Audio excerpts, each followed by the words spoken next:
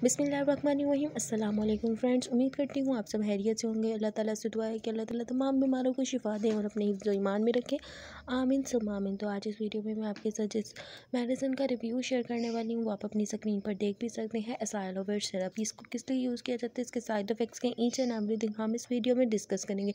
तो आपने वीडियो को लास्ट तक ज़रूर देखना है और अगर मेरे चैनल पर न्यू है तो मेरे चैनल को सब्सक्राइब कर लें ताकि मेरी आने वाली तमाम वीडियोज़ आपको टाइम टू टाइम मिल सके और आप उनसे भरपूर फ़ायदा भी उठा सकें।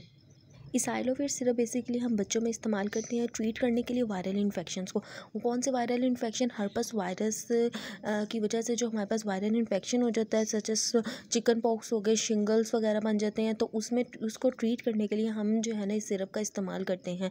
ये प्रिवेंट करता है recurrent attack of herpes simplex virus का, कि दोबारा इसका अटैक ना हो हर्पस वायरस का। हर्पस सिम्प्लेक्स वायरस बेसिकली क्या करता है, अगर हमारी बॉडी में चला जाता है तो क्या करता है, ये बच्चों में ज़्यादा होता है कि छोटे नुमा दाने जो है ना जिस्म पर बना देता है। बाज़ औक़ात के ज़्यादा जो है हमारे मुंह के पास भी इर्द गिर्द भी बन जाती है, तो उसको प्रिवेंट करने के लिए हम ये सिरप का इस्तेमाल करते हैं। ये एंटी वायरल ड्रग है, एंटी वायरल सिरप है, ठीक है। ये प्रिवेंट करता है फर्दर अटैक ना हो, रिकरेंट एपिसोड ना हो पर सिम्प्लेक्स वायरस की, और दोस्त उनको प्रिवेंट करता है जिनका इम्यून सिस्टम लो होता है, इम्यून सिस्टम वीक होता है, फ्रॉम गेटिंग हर्पस इन्फेक्शन, कि उनको हर्पस इन्फेक्शन वगैरह कोज ना हो। ये सिरप बेसिकली बच्चों के इस्तेमाल के लिए। इसके अलावा जो है एसिलोवोर की हमारे पास टैबलेट भी किसी भी फार्मेसी शॉप से मिल जाती हैं। इसके अलावा इस तरह की क्रीम भी मिलती हैं, आई ऑइंटमेंट वगैरह भी होती हैं, सोर क्रीम्स वगैरह भी होती हैं, वो भी आपको इसी फॉर्मूले के साथ मिल जाती हैं। एसाइलोवीर बेसिकली हमारे पास एंटी वायरल ड्रग है। ये एंटीबायोटिक बिल्कुल भी नहीं है, जो ग्रोथ को स्लो करता है, किसकी spread of herpes virus in the body, के हर्पस वायरस बॉडी में स्प्रेड ना हो, उसकी ग्रोथ को स्लो कर देता है।